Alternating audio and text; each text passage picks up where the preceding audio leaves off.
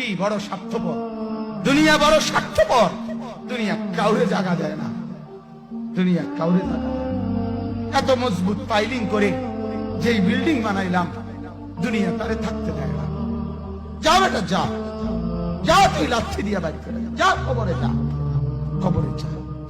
দুনিয়া কাউরে থাকতে দেয়।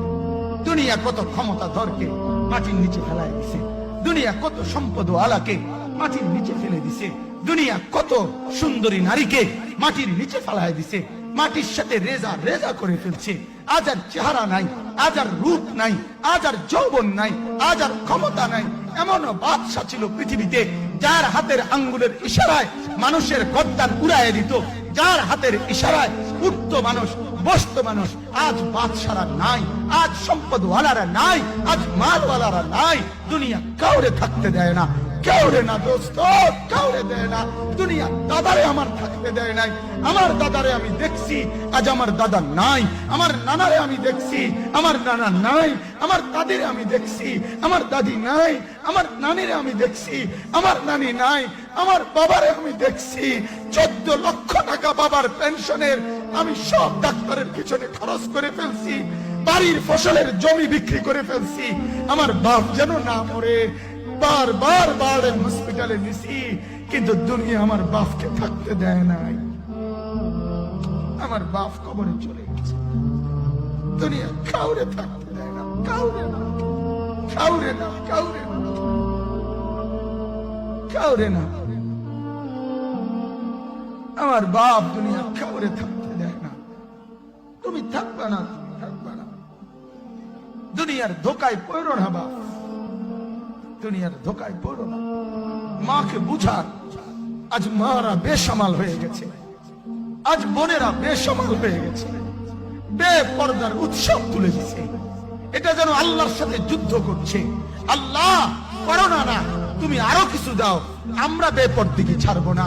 যুবক ছেলেগুলো যেন বলতেছে, আল্লাহ তুমি করোনা দেওয়ার চাই দাও, অশ্লীল ছবি দেখা, ফেসবুকে নর্তকী দেখা, আমরা ছাড়বো না। দেখি তুমি কি করতে পারো, তুমি যা করার করো।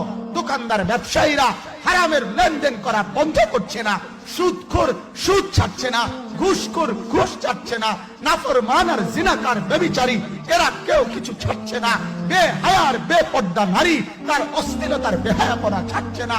হায় করোনা কিভাবে যাবে, আযাব কিভাবে যাবে বলেন, বলেন, বলেন আপনারা।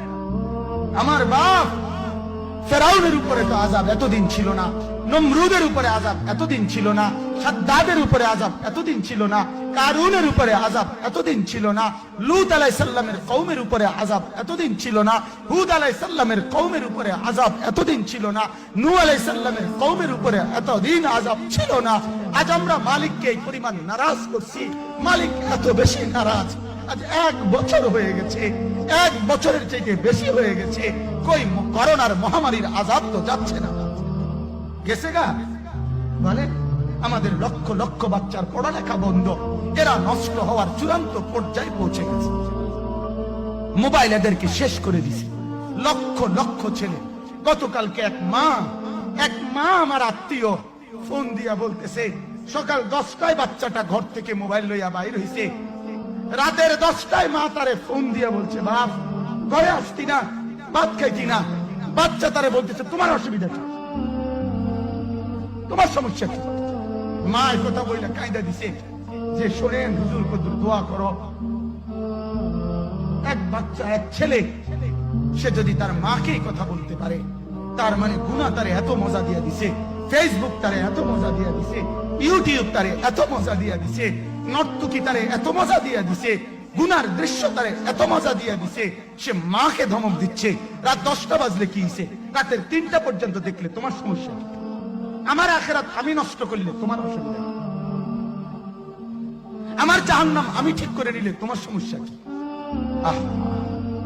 আল্লাহ আমাদেরকে মাফ করে দেন। আল্লাহ আমার